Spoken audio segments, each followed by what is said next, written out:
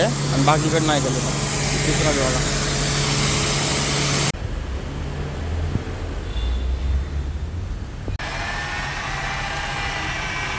तर आत्ता बेसिकली फक्त एक सॅम्पल म्हणून कस्टमरला सिरामिक कोटिंग एक ग्लासवरती छोटासा पीसमध्ये एक सॅम्पल दाखवलं होतं. तर कस्टमरला आवडलं होतं तेव्हाच. आता वॉशिंग टाकलं, गाडी वॉशिंगसाठी आलेलं आहे.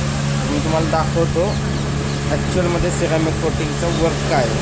या पार्टमध्ये सिरामिक कोटिंग केलेलं आहे आणि बाकीकडे नाही केलेलं. दुसरा बघा. फायदा आहे सिरामिक कोटिंग, तुम्ही पण बघू शकता. एवढा पार्ट सिरामिक केलेला होता, बाकीचा विदाऊट सिरामिकचा.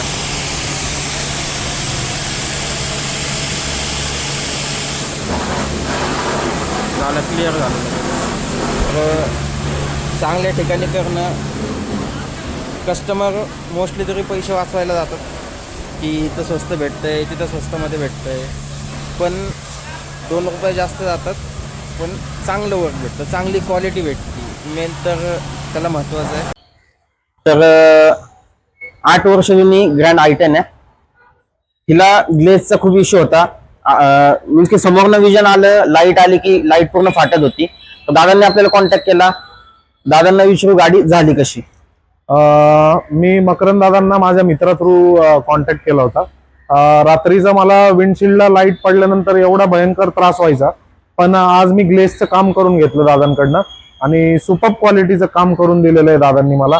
आणि त्याच्यानंतर सिरॅमिक कोटिंग पण खूप सुंदर झालेलं आहे.